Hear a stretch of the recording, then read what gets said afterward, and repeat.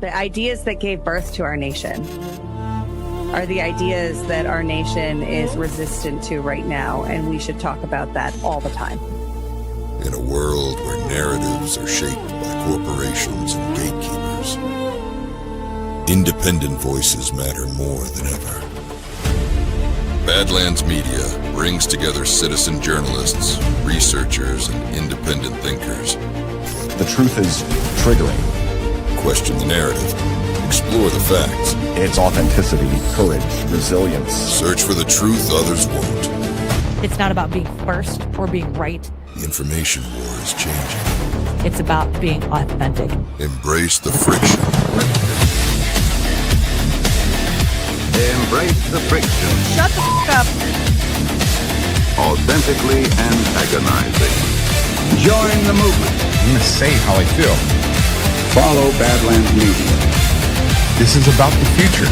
The Badlands. What are the Badlands? Explain those Badlands. That's a hell of a name.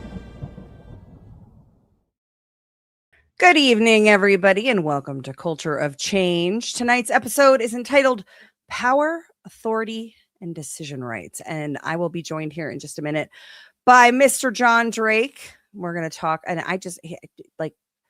so if you watched the Daily Herald today, then you saw sort of the discussion about the Colombian elections and the notice that SHIELD put out. I'm calling them the agents of SHIELD, the U.S. and the 12 nations that are forming the SHIELD of the Americas. It was where Kristi Noem was sent out to pasture. And they put out a notice, a joint statement, if you will, that remarkably reads as though it was written by John Drake and Claude, forming the substance of the Electoral Confidence Preservation Act. And 2 seconds before we went live, he told me that he hadn't seen it yet. So I'm really excited to be the person that gets to introduce to John to the agents of SHIELD. It's going to be fun. Before we do that, though, we're going to hear from our incredible sponsors. First up, it is officially a new era for gold and silver. Gold has broken $5,000 an ounce and silver has surged past 100. In 2025 alone, gold jumped 64%, while silver skyrocketed 150%. And with political and economic uncertainty ahead, 2026 could bring even bigger moves. After such a historic run, a pullback is normal. Metals move fast, so some consolidation is expected. But top analysts are calling for even higher prices. We've seen the first bank failure of 2026, with regulators shutting down Metropolitan Capital and Trust in Chicago. Could more follow? It's no surprise Americans are pulling money from banks and turning to the proven protection of gold and silver. Big news. Goldco is celebrating America's 250th anniversary with a limited time bonus. Get up to 10% free gold or silver plus free storage and a free home safe with a qualifying cash purchase. This offer won't last, so act now. Are we seeing the early signs of another 2008 style crisis? Don't wait for the next shoe to drop. Protect your wealth with precious metals, because in uncertain times, gold and silver shine the brightest. Visit badlandsgold.com today for your free 2026 gold and silver kit and your bonus buys. That's badlandsgold.com. And also, we have the homies over at Loaded. We'll get it right. Just right like that, I think. Yeah. Over at Loaded Gun Coffee. Badlanders, you are all familiar with Loaded Gun Coffee. They have been longtime supporters of Badlands, and you may have met them in person at GART. But did you know they are a veteran-run, family-owned shop in Lake Havasu, Arizona? Every bag of their whole bean coffee delivers a high-octane, patriotic punch of flavor. With long family history of commitment to freedom, every bag is a testament of pride and honor. From the skilled farmers who cultivate each blend to their roasters that handpick the finest coffee beans from around the world, Loaded Gun Coffee has mastered their unique brewing methods, resulting in the best tasting coffee around.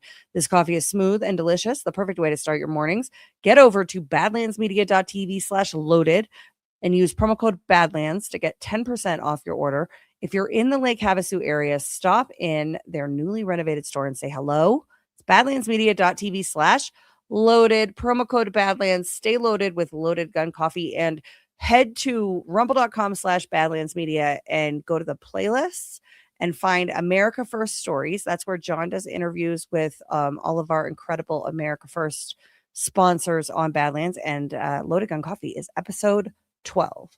So be sure to check that out. And with that, we are going to bring on my friend, John Drake. What's up, dude? Hey, good to see you. So I put the shield thing in the chat. Did you see it? Oh, no, I haven't seen it. Okay, no, it's okay. I'm glad you haven't read it because I am so excited to be the first person. We were going to start with the more salacious, the CanCon being a marked man, but we'll hold on that for a second and start with the joint statement by members of the Shield of the Americas. We observe with deep concern the recent statements and actions without duly substantiated grounds, cast doubt on the integrity of the electoral process in the Republic of Colombia and generate uncertainty regarding the normal course of the institutional transition in every constitutional democracy. The sovereign will of the citizens, freely expressed at the ballot box and formalized by the competent electoral authorities, constitutes the sole foundation of the legitimacy of public power. Disregarding the results officially proclaimed by said authorities constitutes a serious disregard for the popular will and for the principles that underpin the rule of law. We reject any action, statement, or decision that seeks to delegitimize the mandate confirmed by the citizens to discredit without basis the competent electoral authorities or disrupt the institutional transition known in Colombia as the empalme process. The transition between governments does not constitute a political concession, but rather a constitutional and institutional duty designed to guarantee the continuity of the state, democratic stability, and the effective fulfillment of the popular will. We issue a firm call to all Colombian authorities to act in strict adherence to the Constitution, the law, and democratic principles, to respect the results officially proclaimed by the competent electoral authorities, and to grant a peaceful, orderly, and transparent transition in accordance with the highest standards of the rule of law.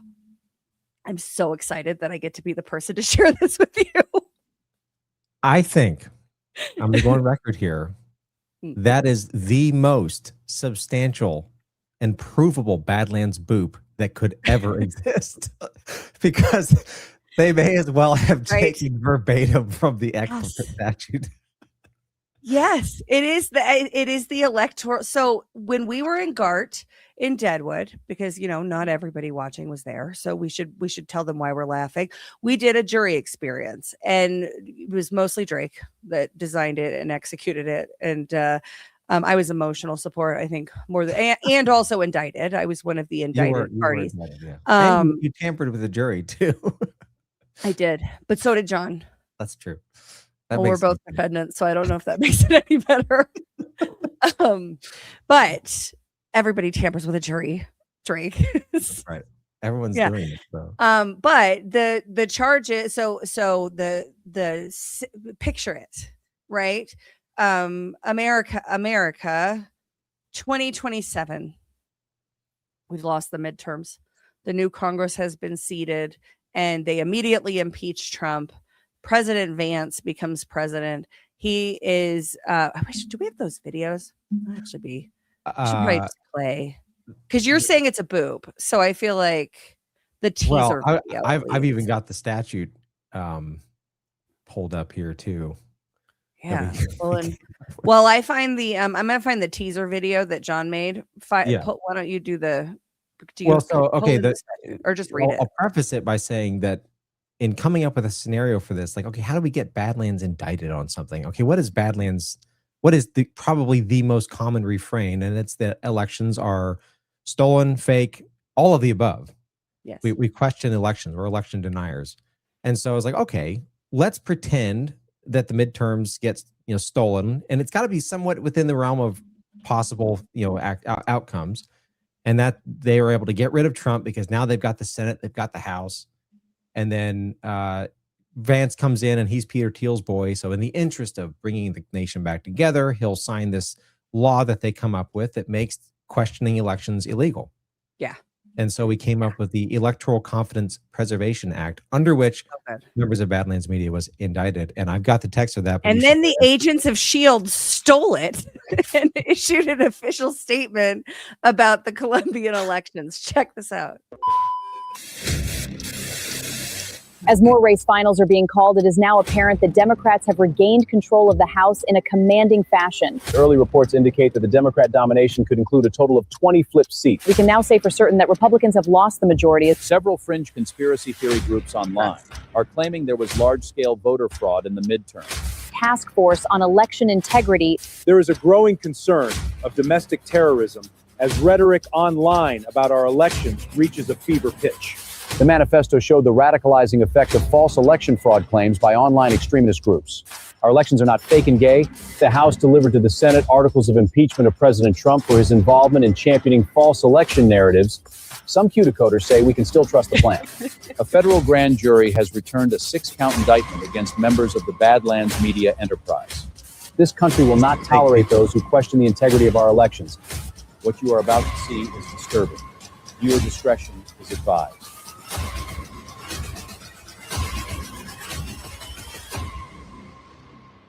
That was so much fun.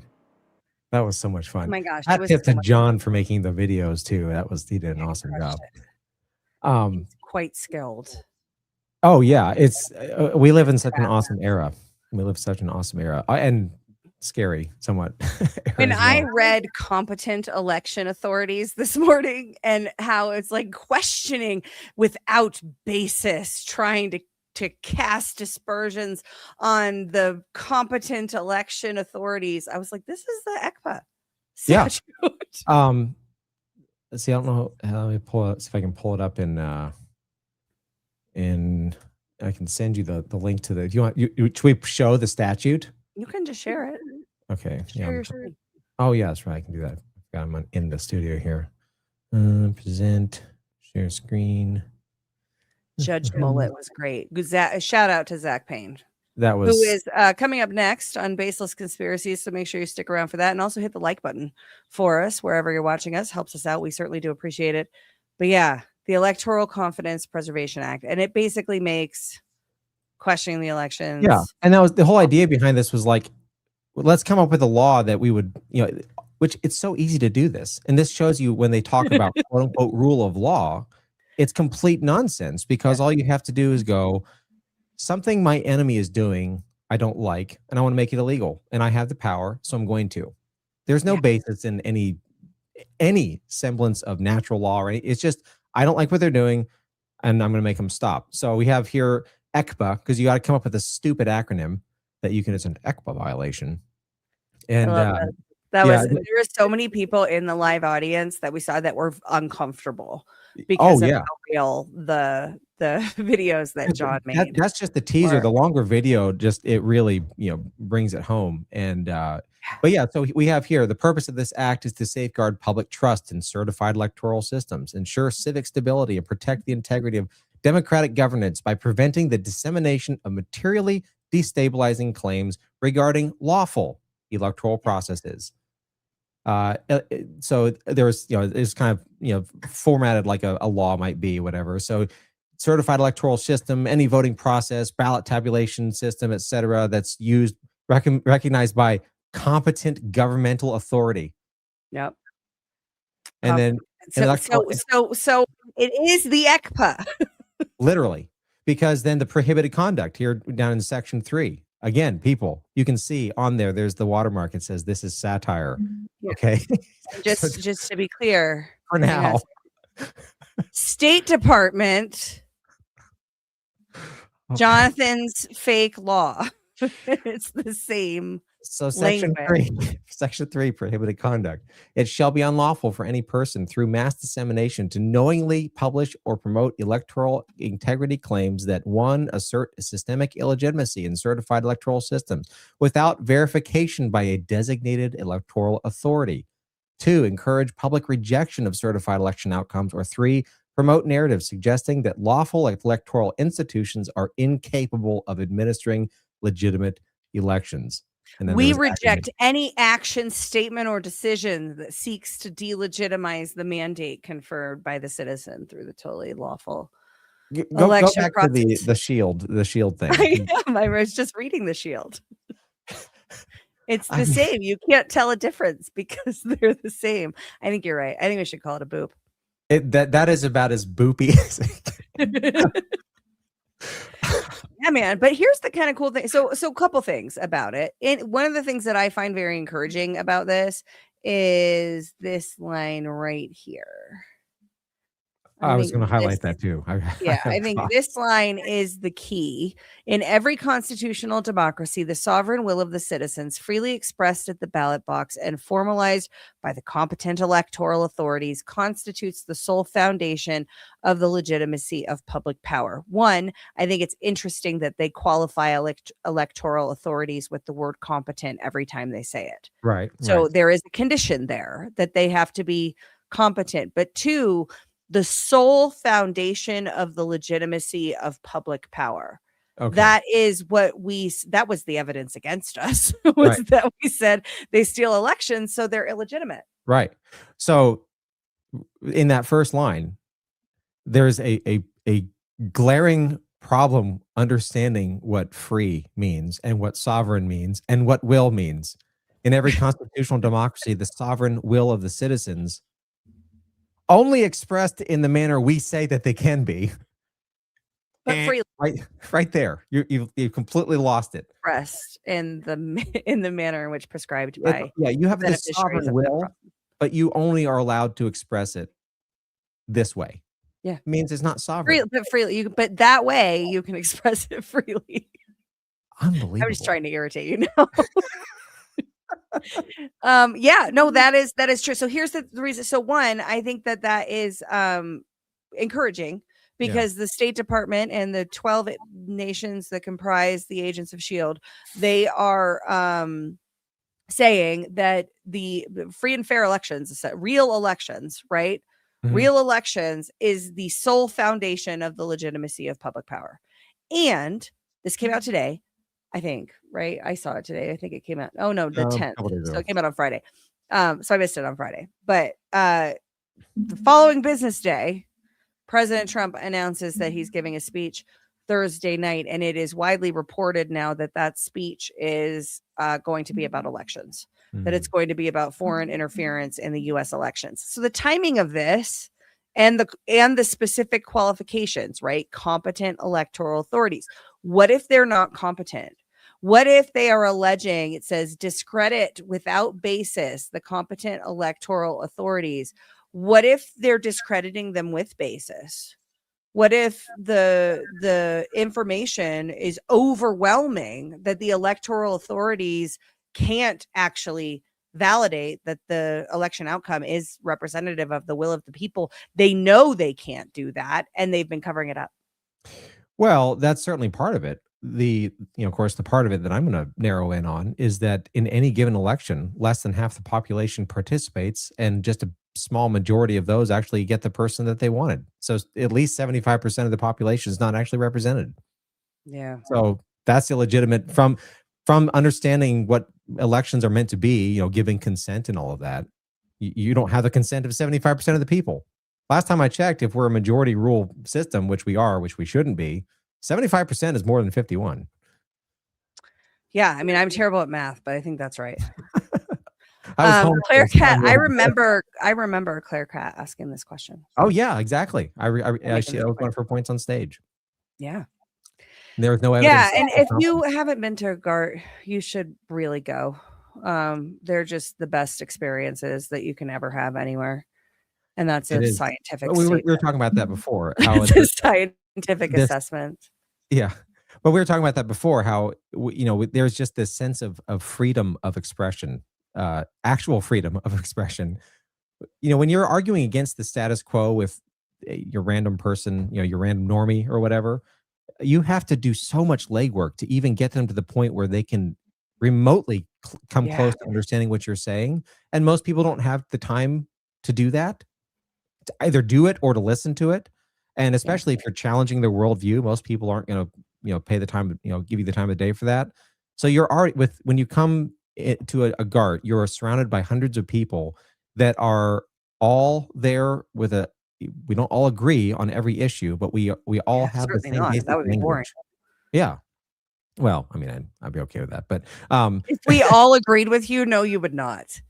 No, you would not. If everybody would like, if everything was this echo chamber conversation, we're all here because we don't want that. You can find that anywhere. well, and Well, maybe you can't find it anywhere. No, You I believe can't in whack find that anywhere. stuff. I can't find that anywhere. But I mean, even within that too, I mean, iron sharpens iron, and there's going to be sparks. You know, the whole thing about friction and all that. Like that's all good too, because in the process of doing that, it's like going to the gym, and it's mental workouts and spiritual workouts even, because invariably at a GART too, you're going to have conversations with people and deep theological, meaningful conversations about the stuff that really matters, the foundation that really matters, and it's yeah, they're awesome experiences. And yeah, we were talking about this before we went live. Like the fact that we can just jump in, like the experience at a GART is, everybody, like all of the hosts have diverse views and beliefs, right?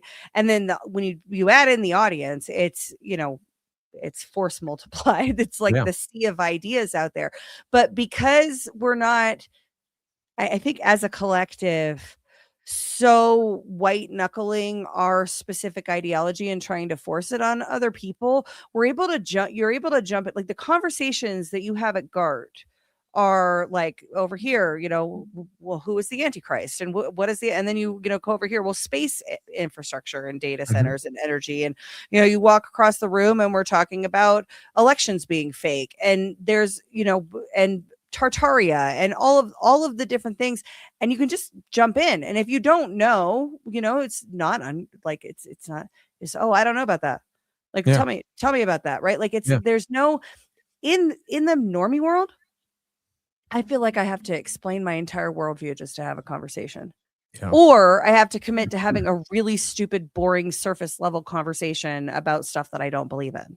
Yeah. Like political campaigns. And it's not all just a bunch of nerds, because World Cup was going on, so people were talking about they were talking about the games, and there are normal conversations, quote unquote. I agree with what BB said up on stage, that he felt like the vibe at Deadwood this past year, or this past month, was different than previous GARTs, where previously it felt like there was like this tension of like, oh, we got to get something. And it's kind of like we've hit our stride, and there's a sense of peace that seems to be permeating the community. And I feel that as well. And I think it's awesome.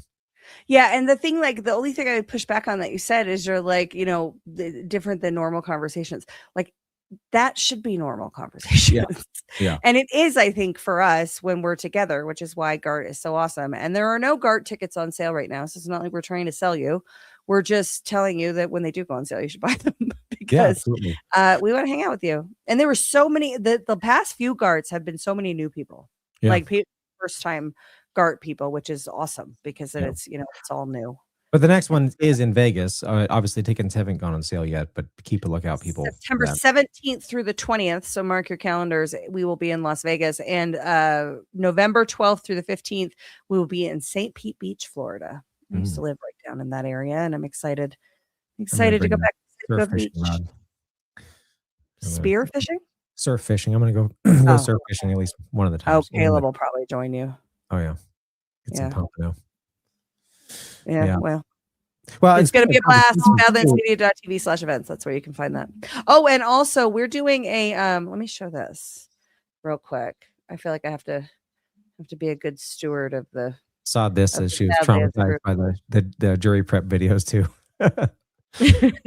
Yeah, I know. But that's the thing, is the agents of S.H.I.E.L.D. are forwarding that messaging right now. Saw this. Like, so how terrifying is that?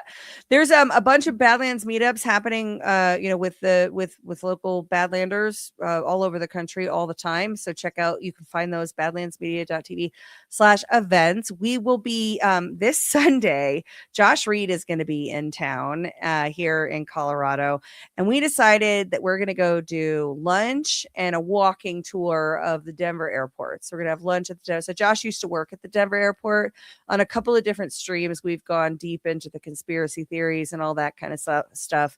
But this is going to be a fun. It says July 20th, July 19th is. So this is Sunday. Obviously not past security. Is it big enough? No. Okay. No, we're not. No, we're not going to go. We're not going to do any. Don't worry, police, or whichever authorities are watching. We're going to be completely lawful. But there's a bunch of the gargoyles are still there, and there's some creepy ass art and all sorts of things. And Josh knows all the lore. Lucifer is outside of the airport, so everybody will see Lucifer. I mean, we all live here. I think actually there are some people coming in from out of town, but there's most people live here, so we're all well acquainted with Lucifer. You have to see him every time you go to the airport. Lucifer's the horse, if you don't know. Yeah. The horse with the demon I eyes. actually flew through Denver on my way to Deadwood. It was my first time ever flying through there, and I realized how monstrous that airport is. Yeah. I had like 30 minutes to get from one side to the other, and I barely made my my connection. I had to haul ass. But, yeah. I felt like I ran like 2 miles. You probably did. It's a very large airport. Yeah. Somebody said you're not going into the basement. There is a book, I think it's called The Pact, Robert Patrick Lewis. And it's it's like, it's a novel. So, fictional story of this U.S. is invaded, kind of like a Red Dawn type situation. We're kind of overthrown from within, but then a foreign power comes in and occupies. Freemasons are the good guys in this book, and they have a base under the Denver airport. And they like come up out of the ground and with like massive weapons and stuff in that book. It was actually pretty good. It's, propaganda, but it was brain candy, as my AP Lit teacher would have said, but good brain candy. I enjoyed it. It's a series. I think I read the first 2, didn't go any further than that. Hopeful Theorist says that horse killed its creator. If I'm not mistaken, that is absolutely correct. It crushed him.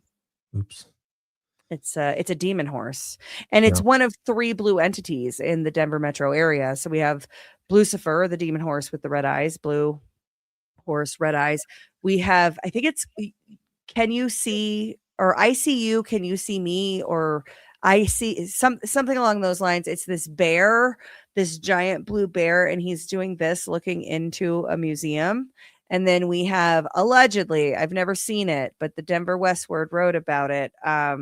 A blue, you'll love this one. This one's going to be your favorite, Drake. A blue goat head with red eyes called Baal at Buckley Space Force Base. Do they sacrifice children at its feet, or I mean, I think we could draw conclusions, but I don't know. When that article came out, the whole men who stare at goats thing came up because of the fact that it was at the Space Force base mostly, I think. So maybe time travel or something. I don't know. People. But yeah, Colorado is a terrifying place. Which is so, it's so sad. They always take the most beautiful parts of the country and steal it from us. Commie bastards. Okay, so we still haven't gotten to the show plan yet. It's okay.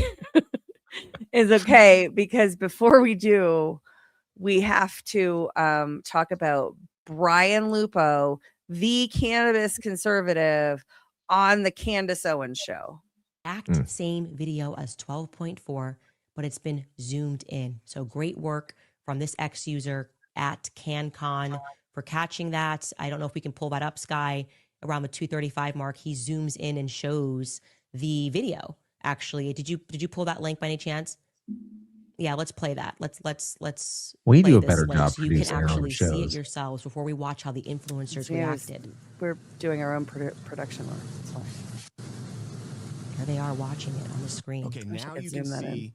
Now you can That's see right. that this is the top right quadrant that you would be looking at when the camera moved to where Robinson jumps off. Allegedly, Robinson jumps off the roof. Now you can't see this here because it's a little difficult. I'll zoom in as much as I can so you guys can see. But the clear identifying image of Tyler Robinson, you're going to see it on this screen. And again, this is at 1 hour, 16 minutes, and 27 seconds on Court TV's day 2 of the trial. Okay, so you're going to see here, correction, it's 1 hour, 17 minutes, and 30 seconds. He's running across now. I don't know if you can see it, because all he is a pixel. That's all he is a pixel. He's running across right now. Watch. I can see it. Just saw the pixel.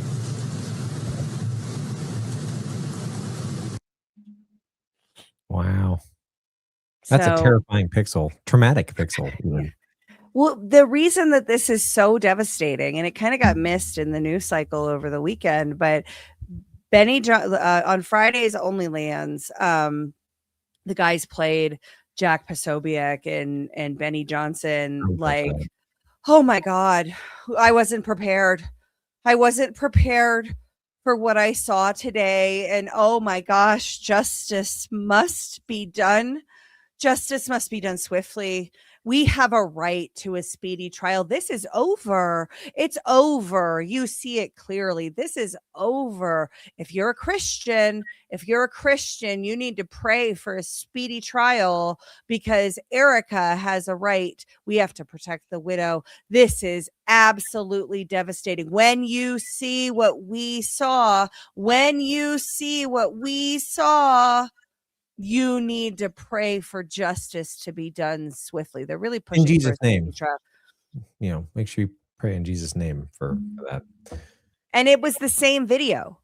It's the same video, just zoomed in with circles added at key points. It's not some clear 4K video that's absolutely Tyler, and you can see the shot being taken and all of the stuff that they said, not realizing that our Brian Lupo, the Canada's conservative, was going to out them by finding over the weekend that Court TV actually had the video up on their screen when it was supposed to be kept from the public. So well done, Brian. Yeah. Applause. That's, I think you'd mentioned that he was like, when he talked about, you mentioned this in your brief, that when he talked about covering the trial, you were kind of scoffing at the idea, and then turns out it's a pretty good idea. Yeah. So let's talk about that, because that is in the show plan, but it's way further down. So we're gonna move things around because it just makes sense to do it right now, because I got excited about the Brian thing and should have waited, but it's fine. Well, that's good stuff. Yeah. So what is that? What is it? Are they trying to force a plea agreement? Are they trying to create such social pressure? This was my initial thinking, was that they're trying to create such social pressure so that it's like a Derek Chauvin kind of thing. You remember the trial of Derek Chauvin? Not vividly, but the loose, framework around it. For sure. What I'm referring to is the crowd outside the courthouse that threatened to burn everything down if he wasn't convicted. And that's, I think, at least in part, what these guys are trying to do is create that kind of social outrage. It's over. This is over. It's a preliminary hearing. The accused hasn't had a trial. The accused wasn't allowed to cross-examine the witnesses. Like Lance Twiggs, they all stand on Lance Twiggs' testimony, and that is devastating and damning. Well, it was a video deposition. Yeah. The accused wasn't able to cross-examine at all, and there's no jury present in this. So no, it isn't over, actually. Why are you misleading your 4 million followers? I mean, this kind of reminds me, I was old enough to remember the LA riots following the Rodney King stuff. And then, a few years after that, you had the O.J. Simpson trial, which when he made his famous high, slow speed getaway, he drove right by my house where I lived when I was a kid. That's my claim to fame. But it's like the same playbook where there's these events that happen and they can kind of tweak them however they want to try to foment, like you mentioned, it made me think of it, that trying to, get some sort of a public uproar. And it seems like every so often we get those. And this would go to what Chris Paul talks about, trying to get people on the same page. So maybe that's the angle they're going for. I mean, I don't pretend to even have any idea as far as trying to navigate the intricacies of the legal labyrinth that we have as far as, mistrial or plea deal. I mean, the fact that there's such a thing as a plea deal is an obstruction of justice anyway, from a meta perspective. But say more about that. Well, I mean, even the fact that like you have the state can be considered a party, or the state is merely the venue. They're not a party. The state can't be offended. The state can't be a victim. But they go in there and they call themselves the people. Yeah, right. That change your mind. No. Oh, I didn't think of that. Did you realize that they were wearing the people as a skin suit? Right, No? right. Well, just 25% of the people. But the And maybe not even that because yeah, elections are well, fake. right, elections are fake. But even if they were real, they're still only getting 25% of the people. But when you have a situation where, for instance, murder, you have the accused, the suspect, and then you have the victim, and you have the victim's families. The fact that the state gets to say what happens at all in that trial is off right out the gate is a miscarriage of justice, because we talked about this before in context of the Tina Peters trial, that they're and this is any trial, the judge gets to decide what evidence counts, and the judge gets to decide what arguments counts, and that's stricken from the record, and you can't, which obviously this isn't an actual trial yet, but it's still it's still the same vein of what's going on. The state I is just just like to really say that I was almost arrested too. I don't know why I'm getting cut out of the story, Claire. Oh, yeah. Let's not rewrite history. I cracked the whip, but it was Ashe was standing there. I really was not looking forward to that phone call to my wife. Oh yeah, hey, I'm in Deadwood jail. For whipping Yeah, for brandishing a weapon in public. brandishing a weapon. It sounds more dangerous. Yes. But yeah, like the way that we've just gotten so accustomed to this system. It's the frog in the pot of water concept. At every single turn, as you start to look into how they operate this system, it is a miscarriage of justice. It is a miscarriage of the quote unquote the people, because you have this corporate entity that's not actually anything. It's just pieces of paper with people pretending to be representatives of someone else, telling you what counts as justice. And that's not what it's supposed to be. That's not what trial by justice is, or trial by jury is supposed to be. It's supposed to be the people deciding this is what we want to enforce as a law. And instead, you have a judge sitting up there. You have prosecutors that are paid for by the state sitting up there, deciding what counts as truth. That's absurd. Snowcat operator gifted a sub to the channel. Thank you so much. Appreciate you. It's good to see you in Deadwood. So I lost my train of thought because I was going to ask you a follow-up question on that, but the subs.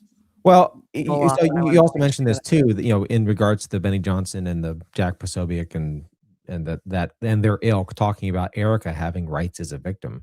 And people have pointed out that Utah does have a Rights of Victims Act or law, or it's, I think, even in their constitution as well. And then there's statutes that come along. Can that outweigh the rights of the accused in the United States of America? Well, it depends on what's being talked about, and so I looked up the statute, and this isn't word for word from the statute or from their actual constitution. It's just a summary of it. But there's basically 3 rights they give them. The first is the victim is to be treated with fairness, respect, and dignity, be free from harassment and abuse throughout the criminal justice process.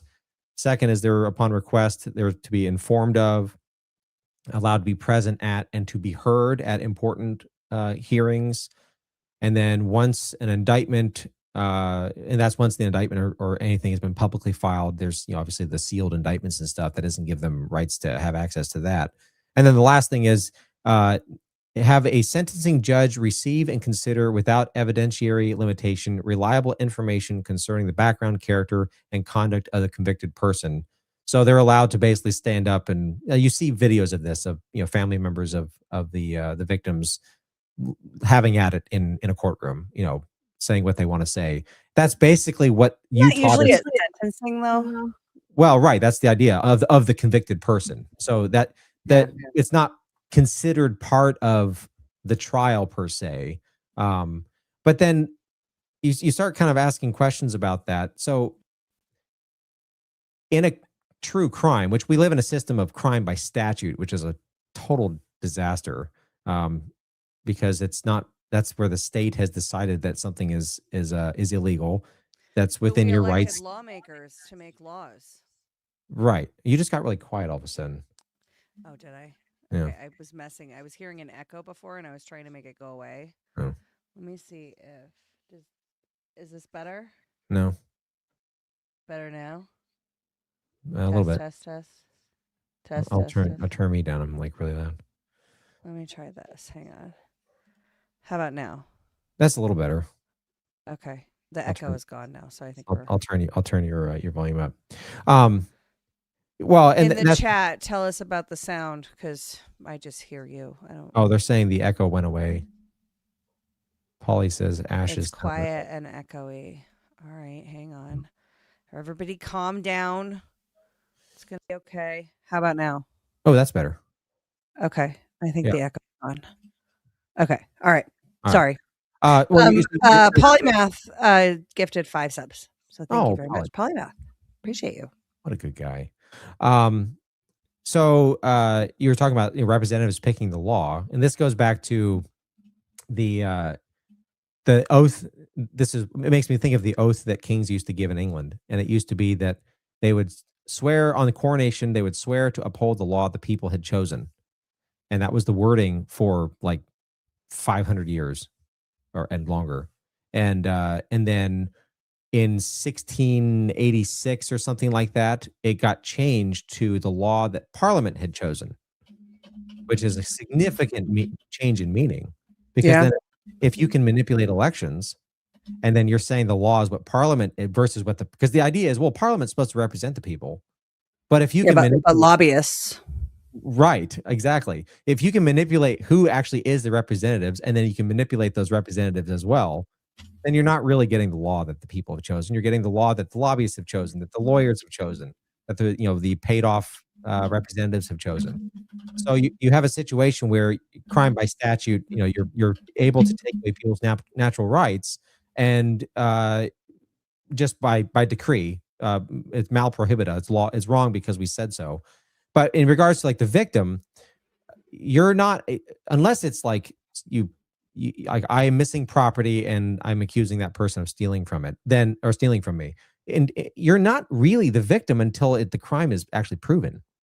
So in some sense, like, okay, Erica Kirk lost her husband. She's a victim. Someone murdered Charlie, because in theory, he's actually dead. I don't really have a horse in that race. But even still, in a general legal, you're anti-Semitic for even asking, right? Oh, naturally, and also for other reasons. Speech is a tricky thing. I know.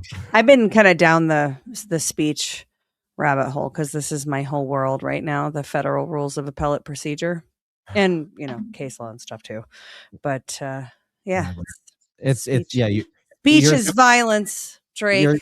You're demonstrating what Spooner talks about, how when a person gets ready to go into the court, they gear up as if for war, and that's not what law should be. Law should be a refuge for people to get justice or obtain justice or mete out justice. But you can't have a right as a victim until really you're proven to be a victim. But even still, the whole concept is upturning constitutionally, which is in theory built off of natural law. So from a natural law perspective, you're innocent until you're proven guilty, period. Which I made that point in regards to the concept of a hung jury, because we had essentially a hung jury at Deadwood. A hung jury is a de facto claim that you are not innocent until you're proven guilty, because if you have to get a unanimous not guilty verdict, what you're effectively communicating is you as the accused have to prove to 12 people that you're innocent. Yeah. That is not innocent until you're proven guilty. When did that change? In this country, it was around the time of I agree completely. When Joseph I'm totally with you, Nikki. I'm on your team. Let's do this. Let's advocate. I did say on my show last night, if a justice, if justice currently sitting on the bench were to quote Spooner, I would probably just ascend. I would just drift off into the ether. Oh my. Joseph Story, the same guy who took away trial by jury the way it's meant to be, 11 years prior, basically de facto decided that there was a case in 1824 that the guy that was accused was it was a hung jury, by modern standards. They couldn't prove that he was guilty. And so Story just decided that doesn't remove him from legal jeopardy. He can still be tried. And so in this country, that upended that practice, or that created that practice. And that was like turn of the century, right? 1824. Oh, yeah. okay. So because that's the same guy that 11 years later said that the jury has no right to determine what the law is, just the facts. Same guy. That is transformation. And that he was is transformation of justice, and the people of the day probably just oblivious. Because I've got my theories as to why, but in England apparently there was also some precedent of a jury not convicting someone, like a hung jury situation, where it was kind of applied as if that they were still in jeopardy. So there was some precedent that he could lean on, but in this country, that was the way it was changed at that time in 1824. But if you go off of the principle behind the system, then a hung jury means that a person is, you have not proven them guilty, which means they are de facto innocent. Just part of the process of subversion that we've had in this country, which is why it's so important to talk about this stuff. Yeah, especially because correct me, I mean, this is a gross oversimplification, but correct it if it's not only oversimplified but wrong. The goal was you need to convince 12 people. If somebody is guilty, you need to be able to convince 12 people that they are guilty, and that the standard, right, in the law is actually something that's just. You have to convince 12 people of that. And then slowly over time, remember in what case was it? Oh, it was one of the Trump cases where they decided that oh my gosh, this is going to drive me nuts until we think about it. Well, somebody in the chat will remember what this was. It was they had to unanimously find guilty, but the underlying standard, they could disagree on what it was. It might have been Trump. Sounds familiar. Yeah, and that was just maddening at the time, because it was like, well, we really, really want you to convict, so we're just gonna let you guys can pick and choose the underlying standards. You don't all have to all 12 of you have to agree on them. I remember that. Yeah, and then it was one of the New York ones, I feel like. Yeah, that's what somebody said in the YouTube chat. Shout out to you. Joan brought up something. I talked about this on my show, the first episode after Deadwood. I kind of did a little spiel about the whole hung jury thing, and she writes, beyond a reasonable doubt. That is the standard by which a jury is supposed to judge in our system, which is reasonable. Yeah, it's right there in the name. Right. Is it not reasonable doubt that the prosecution couldn't convince 12 people?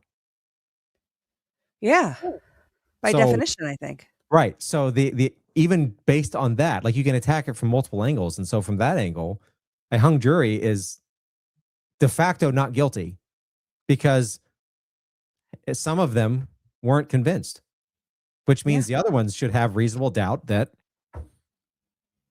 it's not guilty. So is a hung jury just a way for the state to save face when it loses? It's a way to reshuffle the deck and just get the outcome that they wanted. And they do a lot to stack the deck at the beginning with voir dire and everything else. Yeah. And then, we didn't get the outcome we wanted. So let's try again. Yeah, we get to hand select the jury of your peers. Right, which means it's not your peers. Yeah. Super good. All right, we're going to pause for a moment because there are some dry elbows and unmoisturized souls out there, and that is not okay. One hero, one mission to deliver softness to America.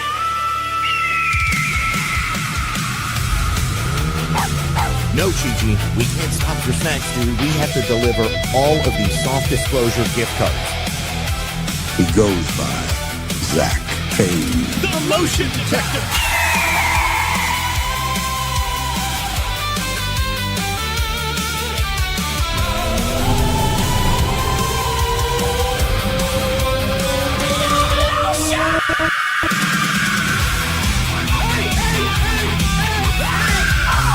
Stop fighting over the beard brush.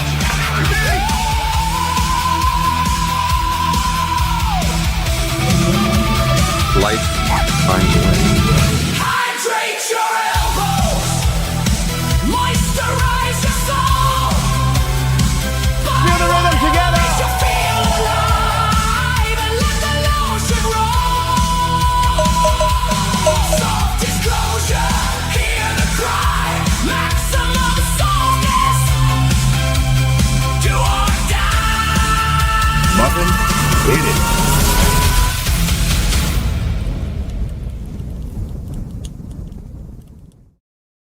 Softdisclosure.com, promo code muffin, hit it. Feel the rhythm together. Love that So I mentioned this on my show last night by way of actually plugging the products. A guy in my church who's trying to grow his hair out, and I'm doing the same thing. He's like, "What are you doing with your hair?" It's like, I rub beard oil in my hair. He's like, "Oh, really?" I was like, "Yeah, I use Soft Disclosure." So I told him about it. Nice. So that's a real world example. Everybody tell your friends Yeah. about Soft Disclosure is the key takeaway there, and random strangers too, Yeah. or people in your church. You know, I don't have problems with dry elbows, but I got to keep my hair looking fantastic. So The beard oil is awesome for it that. smells so good. It smells really good. Yeah. And the beard brush is a huge hit. That's why the dogs were fighting over the beard brush, because I'll drip it into the beard brush and then brush it into my beard. So the beard brush smells. Yeah. Hello. And dogs do like lotion. Mhm. Mine do. They just lick, lick. Yep. But today on Y Chromes, it was a small ensemble. It was Alpha and CanCon only, and they both sat there and brushed their beards for like a couple of minutes, and then they were arguing about short beard versus long beard. But with tallow balm, and we have our bars. It's a balm in a stick application. It's actually right here. That's this guy here. This is the mint deodorant. I got the beard oil there. I have the lotion strategically all over the place because I use it every single day. It's the only lotion that I use, and I love it so much. And I mean, like, it's the only lotion that I use. It is my anti-aging cream. It is my after sunburn cream. It is my everyday regular moisture cream, because it's that awesome, and it's made in America by American small businesses and American farms. And it's awesome to be a part of. And And you you know, can you think read like, the oh, I want to be a ingredient- part of that. It sounds really cool. And then you get the products and you realize, oh my gosh, yeah, this is awesome. Lizzie says, my pups love the tallow. Yeah, I mean, it's made of beef. Mine too. Yeah. But it's fantastic. And the gusha, do people like it? Yes, everybody loves the gusha. And gushas are not just for women, because lymphatic drainage is important to everyone. So I need to look into that. I haven't looked into that yet. we can send you one. We actually have kind of a manly one. We haven't put it on the site or anything, but it's kind of shaped like a mustache. I call it the mustache gusha, and it's not for your mustache, and it's not a mustache. It's not. It just looks a little bit like, you'll see it. Put it up. Looks a little bit like a mustache, but it's more manly, because the other one is shaped like a heart. So it's like, oh, that's a girl's thing. I don't need that. But you do need lymphatic drainage, and the gusha is a great way to do that. And we have a more manly version. Well, that's wonderful. Yeah, it's pretty exciting. And if you don't know what we're talking about a gua sha, but in our Valentine's ad campaign, Alpha, who did the voiceover, was absolutely unable to pronounce the word gua sha, and it came out as gusha. And we liked it so much. When your kid says something cute and then you just all starts, like, for us, Caleb said Moat Can Retrol. So then we called the remote control Moat Can Retrol forever, because I think, like, we still refer to it as the Moat Can Retrol. That's what we did with the gusha. Yeah. So We have tow wires in our area, the water towers. That's what my youngest called them. Tow wire. It's spew. Yeah. But softdisclosure.com, promo code muffin, hit it, stock up, get yourself some lotion, some tallow, some beard oil, lip balm. We have mini tallows, all kinds of good stuff. Really, really fantastic products. Shout out to D Patriot 1776, who also gifted 5 subscriptions. You guys are awesome. tonight. Thank you so much. And then Matt VK says, great show. I've been letting all the hosts know that Zach and Chi Chi have not been around our area with the soft disclosure gift cards. Thank you for your attention to this matter. You can get soft disclosure gift cards on softdisclosure.com. They're always available and always a great gift where people can choose their flavors and all that kind of stuff. I always say flavors, and Christy's like, but don't eat it. I'm like, and you probably could. It's not medical advice or nutritional advice, right, or any other kind of advice, but that's how good and wholesome these products are. You probably could. Yeah. Okay. I was going to say something else about, I don't know. Poof. Oh, I was going to say something else about the victims' rights.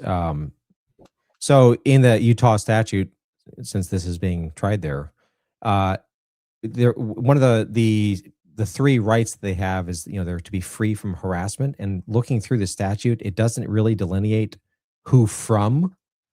So the idea, in statute or in case law, it's been used once. If my research was comprehensive, which I doubt it was, but there was a case in 2020, and it was more of it was deployed not as a standalone enforcement action by a victim, but as a judicial tool to limit the defendant's ability to compel testimony. So I think it was like in a rape case or something like that.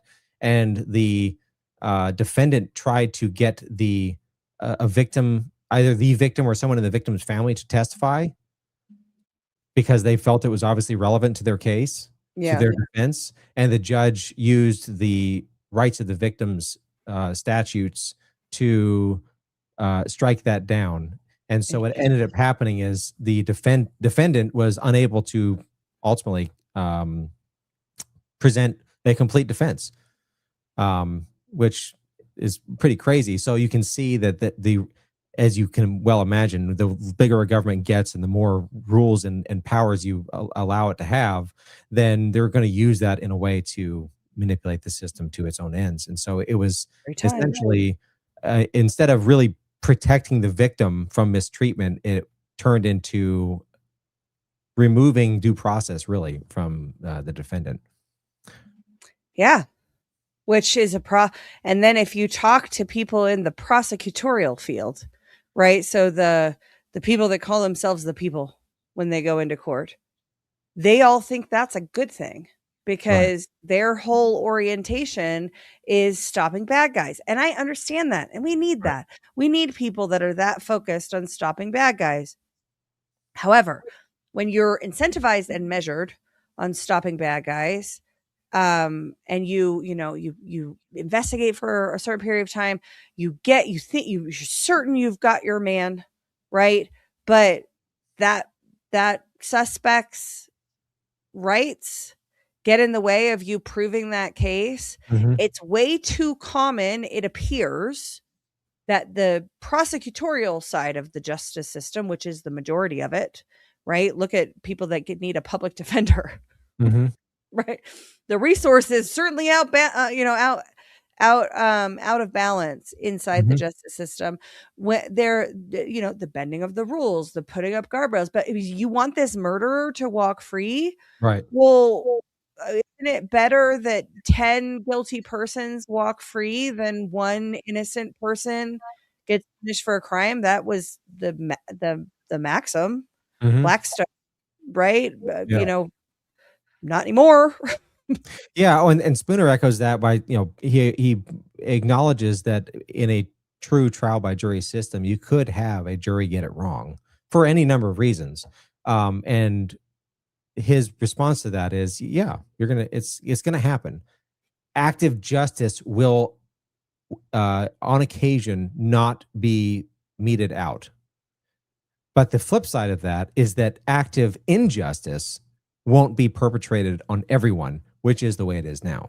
So it's a trade-off, and you have to have a trade-off because we live in a fallen world. We wouldn't even need a government if we had people that were, not fallen, but we have that. But I don't know if you've been tracking the Science of Justice essay series, but I'm arguing that Spooner was not actually an anarchist, and neither am I. The true basis for monarchist. Well, tongue in cheek, yes, but I'm a trial by No. jurist. Yeah. All right, let's shift gears because you definitely want to talk about the buffalo. And I don't want to run out of time before we have a chance to do that. But the thing I thought we were going to spend the most time on tonight, which is, kind of been shoved to the end of the show and the rushed portion. That's okay because it's Marco Rubio. Mhm. And this is, I think, the most base thing he's ever said.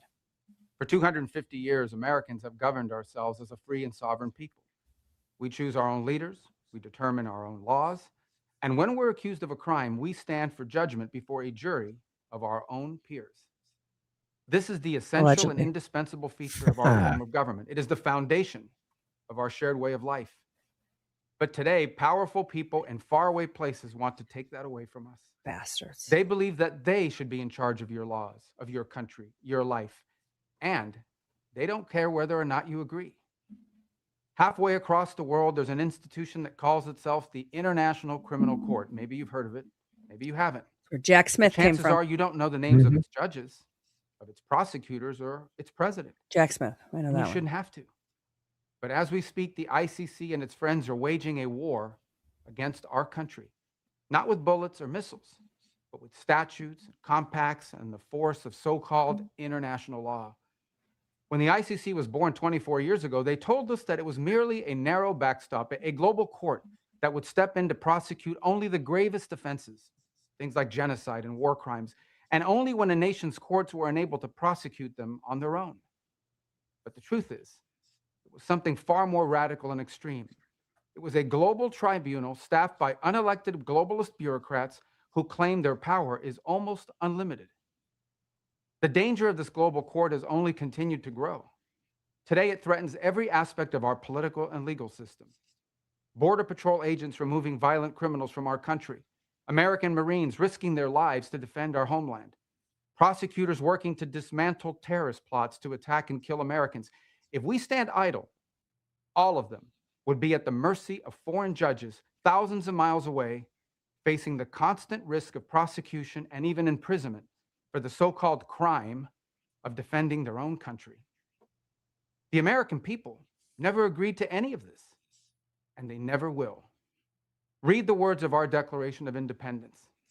We fought a revolution against a foreign power, transporting us beyond seas to be tried for pretended offenses. Independence is our birthright. We will never let foreign bureaucrats take that away from us. This administration will not sit by as the ICC and its allies seek to threaten our people. If they believe they can deprive us of our sovereignty, we will teach them the full meaning of American resolve. Your thoughts. I can pull up your post if you want. Yeah, if you want, I can just read it. Yeah. So he didn't go far enough, but Certainly not. The ICC is bullshit. yeah. The sovereignty of a nation is the amplification of the power, not the authority of the individual. A legitimate government only has the authority inherent to each individual, which is the authority of consent over life, liberty, and property. Consent is the authority to say no. There is no new authority discovered or obtained through collective action, only newly discovered and obtained power. That is the bedrock principle on which trial by jury, properly identified by Marco Rubio as the foundation on which this nation was built, has any meaning. The ICC is a clear departure from that first principle, but so is the current form of American government. The danger posed by the ICC is already present on our shores in the form of a rogue legal system, federal, state, and local, that has arrogated itself over the people as the final tribunal, and that any law must survive, any given law must survive in order to be considered binding. It is only through the science experiment that is the trial by jury that natural law, the pattern of behaviors by which we either find peace or war, is truly learned and uncovered. And it is only through honoring the sacred consent of every individual in a society that we will ever hope to achieve peace.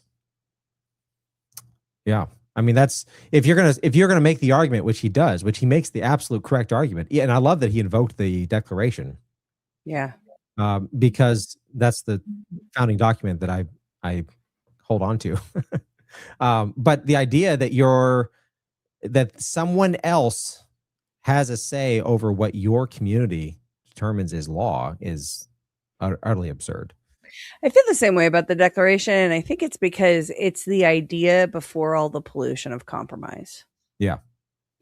Before they had to actually act. It's the idea before they actually, before the rubber met the road, and they made a whole bunch of, negotiations and compromises in order to, maybe in their minds it was necessary to protect and preserve what they had built. Maybe it was, but with every, subsequent iteration, you get further away from that original idea. Yeah, and the heritage of the Declaration is, of course, Magna Carta. And if you read Magna Carta and then you read the Declaration, it's kind of structured the same, where it's essentially just a list of grievances. Magna Carta being the culmination of conflict that got King John to submit to the barons.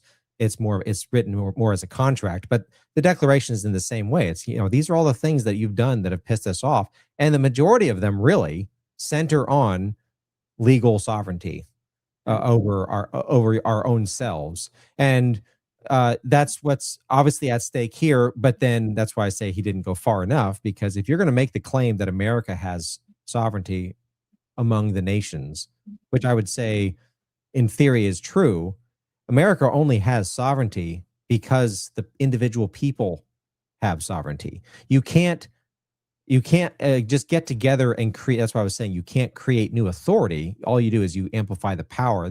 Because as an individual, I don't have the ability. If someone bigger and stronger and faster comes up against me, or they have a group of people that comes up against me, I have the authority to tell them no, but they have the power to compel me. So that's why we form governments, is we get together and we realize, okay, individually we're not strong enough to do this, but if we respect each other and we honor each other's consent, and then we get together to enforce justice, then we have not created new authority, because as a person, I have the authority to protect my rights. But instead, we're amplifying as a community the power. So if you're going to take his argument, you have to also apply it to the U.S. government and the federal courts and the state governments, and on and on and on, because it's the same argument. Because ultimately, you just keep whittling it down. And where does the sovereignty come from? Where does the sovereignty come from? It comes from us individually. And if that's not being honored, then it doesn't matter if it's an ICC somewhere with their ridiculous rules. It could be your federal judge. It could be your congressman, your senator, your president, or whatever. Yeah, and so it's decision rights. Governance is about decision rights. Who has the right to decide whatever thing? To your point, our power comes power versus authority. I'm getting hung up on. Yeah. But our individual decision rights are, should be, in theory, most closely held. And then the way I think about this is kind of a matter of proximity. So sticking with the court situation, here in the jurisdiction of the county, that are the town that I live in first, right? We have town courts, then we have county courts, then we have the state level courts, then we have the federal court. Now we're talking about the international court, the Hague, having some sort of jurisdiction over Americans. And I know that there are, this user for lives, JSDKSJ, is posting in here the definition of the International Criminal Court, part of which Rubio read in that video, where he says this is what it was set up for. And, it's become something darker and more sinister. I think it was probably always going to be what it became. It always ends up being sinister. Yeah. Is housed in a Dutch castle, isn't it? I think. If I'm not mistaken. And the joke is like, yeah, but so user for live says others oppose it because they believe it could infringe on U.S. sovereignty or subject Americans to prosecution by an international court that is not accountable to U.S. institutions. That's exactly what it means. And that's why when you see somebody like Jack Smith, who comes out of that environment and then comes back into U.S. courts, he's all over the place and his methods and his investigative efforts and his legal work is inconsistent with US law. And we saw that in a couple, and I know how you feel about US law, but it's better for us than international law because we have there's oceans that separate us from that Right. forum. There's no universe in which I'm going to recognize that as a legitimate court, and Yeah. and I feel that way about some of our US courts Oh, for sure. too. Yeah. I went to a friend of mine was getting a TRO, and we were in the forum of the like it's like the emergency court, Mhm. it's a rough crowd shows up, and that forum was like the judge was an all-powerful arbiter, and the Yeah. first judge that I saw in that forum really liked that power. He was like, his courtroom was his domain. And that's another thing that, like, I, left that forum being like, I need to file like 10 different complaints based on what I saw in here. And then I'm like, so I'm going to beg the system to adjudicate their own guy and you end up in this loop and sort of Right. doom out a little bit that any of Well, it and you matters get at the all. pragmatic arguments like, well, based on the types of people that come in here, we need to have a guy with a heavy hand and yada yada yada. Yeah, the power corrupts. Like that's just, and that's why giving people that kind of power, that Spooner talks about that judges are more easily compromised than a jury because a jury is in theory random and temporary. Yeah. So we've just gotten away from juries being a daily part of a legal system. It's like, well, like tax, penalties, for instance, you're basically expected to. It's initially civil. They shroud a lot of it in civil, and yeah, you don't really get a jury in civil. And if it's a federal civil, it's actually only a 6-person jury too, which that's going to be interesting to keep track of that case coming up here this fall in the Supreme Court. Yeah. Because 90% of the federal civil verdicts are going to be in jeopardy, according to the state of Florida. Like, oh, boo-hoo. And we are going to be keeping up with that case. We are going to be tracking what happens at SCOTUS. We're going to tease it here because it's still a concept in progress. But Drake and I are going to be launching a show in the fall where we cover SCOTUS and what is happening at the courts. SCOTUS, by definition, you're dealing with the cases that come through. You're dealing with the decisions of the lower courts, state and federal. And so, we'll be able to kind of examine the full, all of the things that end up at SCOTUS. And as Drake mentioned, SCOTUS has agreed to hear a case challenging the constitutionality of 6-person juries. So we're very excited for that. But SCOTUS session starts October 1st, and that's when we're targeting to have this new show. The teaser tagline, which won't be the official show tagline, but the teaser tagline I have in my mind is Mr. Spooner goes to Washington. Nice. Because that's should we tell them what we're thinking? Should we get the audience's opinion on our show title? Go for it. We're thinking about knives and spoons is what we're going to call it. And then the tagline that I have in mind is justice with sour cream and tomatoes. AKA Justice Supreme. Yeah. Yeah, that's me fun. Yeah. So let us know what you guys think of the concept in the chat. And again, please hit the like button wherever you're watching. Helps us out quite a bit. If you have not commented yet in the Rumble chat, the unique chatter metric is another metric that helps out the show. So please just drop in and say what's up. You could say hi, or you could say I'm a unique chatter here, or you can, tell us all of your criticisms and deepest fears and darkest secrets. And we promise that the people watching the show, we all collectively agree to keep it. What happens in Culture of Change chat stays. I don't know. I can't promise that because, people talk, but drop in and say what's up in the chat if you're watching on Rumble, because it definitely helps us out. Also, if you're watching on replay, you can leave us a Badlands boost, badlandsmedia.tv/boost. It's one of the best ways to support us because there's very, very low fees on your support. And it puts up a message board. Your post stays on a message board, and I will read it at the beginning of next week's show. So, consider that option as well if you want to support the show and you like what we're doing. Definitely appreciate you guys. Okay. Now, before we move on from that, so one of the things about this show concept is essentially going to be simulating what would actually happen if we had a true trial by jury system.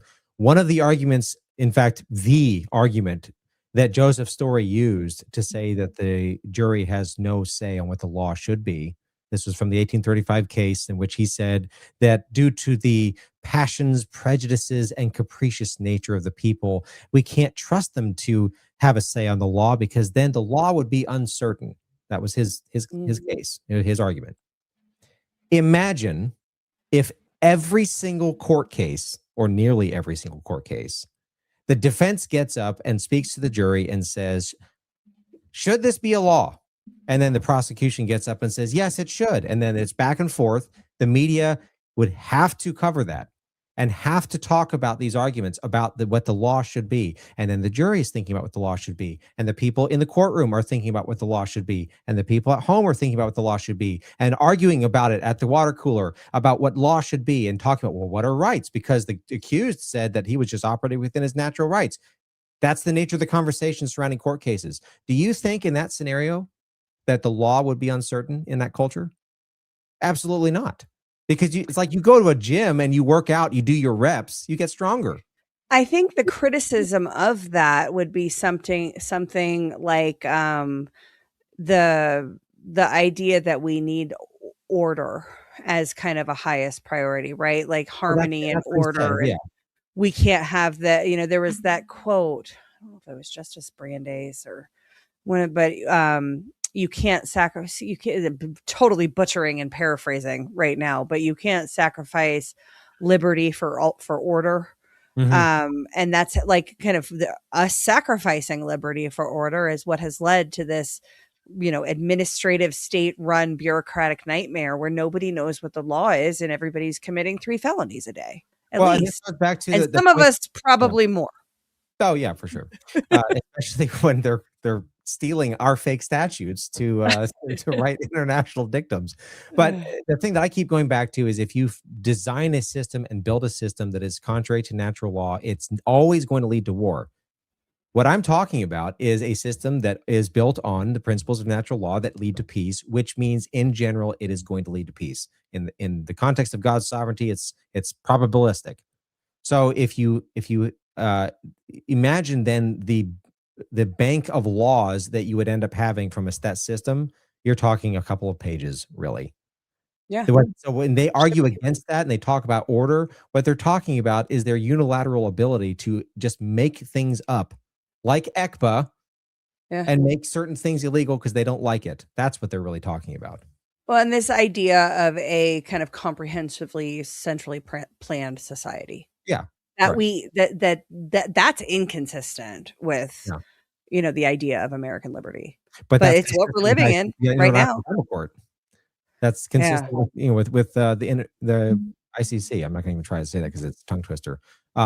That's what they're trying to say. Well, we should have this worldwide standard and whatever, which there is. It's natural law, but it's up to each individual culture to kind of work. Yeah, but the out. standard that they're talking about isn't natural law. No, we have a worldwide standard of, you know, the laws of nature and nature's God, but that's not what they're talking about. Right. They're talking about an enforcement, I think, in my opinion, based on the information available, they are talking about an enforcement mechanism, a judicial mechanism to be able to let the sustainable development goals have teeth. Oh yeah. The global centrally planned allocation of resources in the hands of a few that they have been so desperately trying to solidify since the end of World War II. And spoiler alert, the idea of American liberty, and it's falling short in practice, I granted, but the idea of American liberty is a stumbling block to their ability. And I think a big part of the reason that we're not getting the Great Reset in at least the way that we thought we were getting it, and we could still be getting it. Palantir is, you know, they're rising right now. But you know, but I can't buy into the idea that was the goal all along to bring us into the Great Reset, knowing that we would resist to guide us through, because I think waking us up was a really stupid idea. If the goal was to get us to, you know, all care about the International Criminal Court and how they were going to hold our behavior accountable. I mean, we got people out there cutting down flock cameras and shooting drones out of the sky.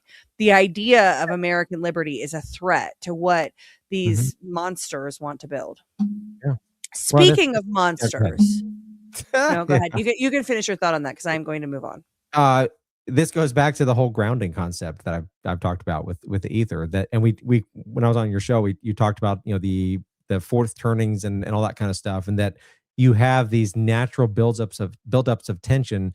They need that catharsis. They need to ground back, and they instigate those.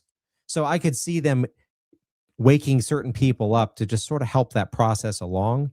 But every once in a while, if you're playing with electricity, you're going to get zapped, and that's kind of what I'm hoping is going to happen here. Is that it does backfire on them. There will be catharsis. It's just we'll find, you know, whether it's their catharsis or our catharsis. We'll see. Speaking of monsters, can you believe that this guy agitated this poor bison? Yes. Yeah. I love him. I think he's fantastic. So the bison in question was speaking to reporters today and then said, "I will not be taking any more questions. What happened. And if you were being terribly insensitive, we are, but according to ABC News, he is recovering from his injuries, and he's well, and also according to Mel Brooks, if I cut my finger, that's tragedy. If I watch someone else fall into an open sewer pit and die, that's comedy. Or if I watch someone get thrown 8 feet in the air by a bison, that's comedy. I mean, yeah, that is how that works. Claire Cat says, outside Custer on the way home from Deadwood, there were bison in a field and total retards walking through the field toward them. That is retarded. Yeah, don't do that. Buffalo bison are terrifying. The hubris of man, like we've conquered nature. Like no, we haven't. You know what's even more terrifying than a buffalo to me? A moose. Oh yeah, they will destroy you. Yeah. Yeah, and they're huge. They're just so giant. There was a period of time when I was, in my head plotting a revolution, and I was thinking it would be really cool if we were riding moose to take over Denver. And my friend Holly at the time kept running into it. She lives up in Summit County, and she kept running into moose. And there's, she go outside in the morning. There's moose poop outside her windows. And we invented this whole idea that, she was the moose whisperer, and her job was to develop, recruit, train, and be ready to deploy the moose cavalry. But it never got off the ground, that idea. There's a question about plurality of moose, and Bay Theater Dave suggests it's mooses, and I would suggest it's meese, but that's just me. I like meese as well. Yeah. A cavalry of meese would be, that's like camels. Camels terrifying. Us election deniers riding into Denver on I'm not actually Green Star. Are you listening? Silly idea. Don't take this out of context. Well, State of Colorado. Or we could be riding a flock of meese to deliver soft disclosure. Oh, I like that. I do like that. I would like to be on Mooseback. Green Star, if you're watching, Mooseback is solid. That would be solid with Lily Pad, because she needs to be riding in the antlers. A little jealous of Chi-Chi. Yeah. You just don't walk up to giant animals. Like even cows will just destroy you, because it's just a sheer matter of mass. And most humans, when we see the video that ends up on the internet, are going to root for the animal. Yeah. Like in a movie. Unless it's like a snake. Yeah. And I don't know if you're this way, but when I'm watching a movie and, the hero is just cutting down guys, breaking their necks, killing them, and then the dog gets shot, and you're like, oh no. Because all these people, they had their lives, they were kids once, and they grew up and they had hopes and dreams, and then they get shot and killed, and then someone kicks the dog, and you're like, hey, don't do that. But I can watch all the other bloodshed with no problem. Yeah. That's desensitization of modern society. We don't have to get all dramatic about it. It is hilarious. It's hilarious. Let's watch it again. Yeah. One more time. We'll just just to prove. I looked up the article. There was an article about it, quoting like the photographer that took the video, and it took a still from it when the dude's like 8 feet in the air. Like, golly, man. Like, right, and that probably helped him a little bit. But the real danger he was in was once the thing was standing over him, it could have just decided to trample him to death. Trail, because you come around the corner. That happened to him one time. He came around a corner, and there's a grizzly just kind of standing about 75 yards away, and he's like, and it didn't decide to do anything. But that it can be over like that. And Yeah, you know, bears could be terrifying. Oh, yeah. My husband opened the garage once, and there was just a bear just chilling, sitting in the garage. He had tipped over the deep freeze, and was just sitting there eating a bag of shrimp.